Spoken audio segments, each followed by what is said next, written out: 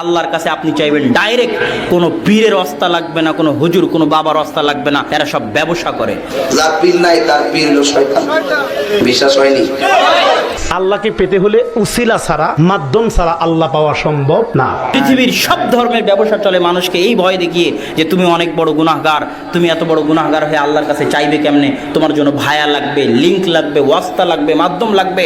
ইসলামের সাফ কথা, আপনি আল্লাহর বান্দার, আল্লাহ আপনার সৃষ্টিকর্তা, আপনার সাথে আল্লাহর যোগাযোগ ডাইরেক্ট। যত বড় গুনাহগার হন, আপনি কি ওর চাইতে বড় গুনাহগার যে 99 জন মানুষকে হত্যা করে, 100 জন মানুষকে হত্যা করে যাচ্ছে আল্লাহর কাছে ক্ষমা নিবে চাই, এখনো ক্ষমা চায়ও নি। 99 জন মানুষকে হত্যা করে একদম আলেমের কাছে গেছে, বলছে ক্ষমা চাই, বলছে ক্ষমার কোনো রাস্তা নাই, ওকে হত্যা করে দিয়েছে।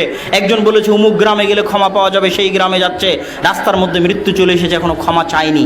আল্লাহর কাছে ক্ষমা চায়নি এমন একটা বান্দা যে মাত্র ইচ্ছা পোষণ করেছিল ক্ষমা চাইবে, তাকে ক্ষমা করার জন্য আল্লাহ জমিনকে বললেন, জমিন এই দিকে হয়ে যাও, ওই দিকে হয়ে যাও।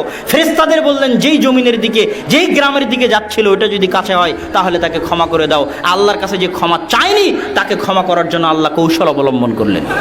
ক্ষমার ইচ্ছা পোষণ করেছিল মাত্র।